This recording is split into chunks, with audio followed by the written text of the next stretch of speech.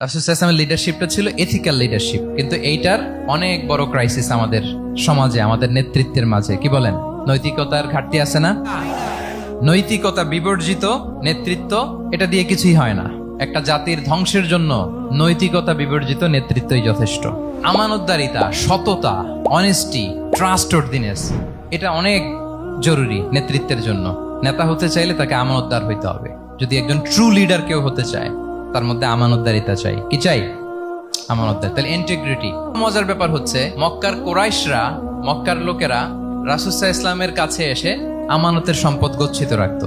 আবু জাহেলের কাছে রাখতো না, উতবা, শাইবা, ওয়ালিদ ইবনে মুগিরা, কারো কাছে রাখতো না। খেয়াল করে দেখেন, দল করে আবু জাহেলের, দল করে কার? কিন্তু আমানত রাখে কার বাসায়? কি অবাক করা কাণ্ড না?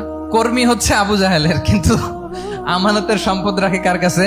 মুহাম্মদ সাল্লাল্লাহু আলাইহি ওয়াসাল্লামের বাসায়। রাসূল সাল্লাল্লাহু আলাইহি ওয়াসাল্লাম যেদিন হিজরত করবেন, উনি সাইয়েদনা আলী রাদিয়াল্লাহু তাআলা আনহুকে অ্যাসাইন করে গিয়েছেন যে, আলী তুমি থাকো, তুমি কয়েকদিন পরে মদিনায় হিজরতে যাবা, আমার কাছে যত আমানতের সম্পদ আছে এগুলো তুমি আগে বিলি করে তারপরে যাবে। রাসূল সাল্লাল্লাহু আলাইহি ওয়া সাল্লাম আবু বকর রাদিয়াল্লাহু তাআলা আনহুকে নিয়ে চলে গেলেন। আলী রাদিয়াল্লাহু তাআলা আনহুর টানা 3 দিন লেগেছে যে ডিপোজিট গুলো রাসূল সাল্লাল্লাহু আলাইহি ওয়াসাল্লামের কাছে ছিল, আমানতের যে জিনিসগুলো ছিল, এগুলো বন্টন করতে সাইয়েদনা আলী রাদিয়াল্লাহু তাআলা আনহু 3 দিন সময় নিয়েছেন। 3 দিন। এত পরিমাণ আমানতের সম্পদ রাসূল সাল্লাল্লাহু আলাইহি ওয়াসাল্লামের কাছে ছিল। আল্লাহু আকবার।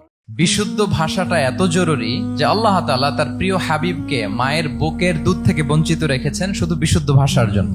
একজন মানুষ সর্বপ্রথম কোন জিনিসের প্রেমে পড়ে জানেন? কথার প্রেমে পড়ে। কথার ধরন, কণ্ঠস্বর, তার অ্যাটিটিউড, তার শব্দের জাদু, এটা মানুষের হৃদয়কে জয় করে ফেলে। তো রাসূল সাল্লাল্লাহু আলাইহি ওয়াসাল্লামের এই এলোকোয়েন্স ছিল। তিনি বলতেন, আল্লাহ তাআলা আমাকে সর্বমর্ম বাচন ভঙ্গির অধিকারী করেছেন। মানে উনি যেটা বলতেন এটা ছিল very precise in wording but comprehensive in meaning. এটার যে দোতনা, এটার যে appeal to the heart of the people, to the heart of the listener, এটা অসাধারণ। মানুষের হৃদয়কে জয় করে ফেলতো। আল্লাহু আকবার। তিনি এমন ভাবে কথা বলতেন, কথার মাঝখানে মাঝখানে পজ দিতেন, মানে একটু থামতেন যাতে করে শ্রোতারা বুঝতে পারে। এত চমৎকার করে ওনার প্রেজেন্টেশন ছিল, বক্তব্য মালাগুলো ছিল, ফলে যারা শুনতেছে ইজিলি মুখস্থ করে ফেলতে পারত। রাসূল সাল্লাল্লাহু আলাইহি ওয়াসাল্লামের সবচাইতে বড় ভাষণটি ছিল বিদায় হজের ভাষণ, খুব সম্ভবত। ওই ভাষণের টেক্সট গুলোকে যদি একসাথে করা হয়, আমার মনে হয় 10 মিনিটের বেশি লাগবে না ওই টেক্সট গুলো পড়তে। তার মানে সবচাইতে বড় যে ভাষণ ওনার, ওটা কত ছিল? 10 থেকে 12 মিনিটের ভাষণ ছিল। আমরা তো ঘন্টার পর ঘন্টা বক্তব্য করি, তারপরেও তো আমরা মানুষের মনকে খুশি করতে পারি না। উনি সেই যে 1400 বছর আগে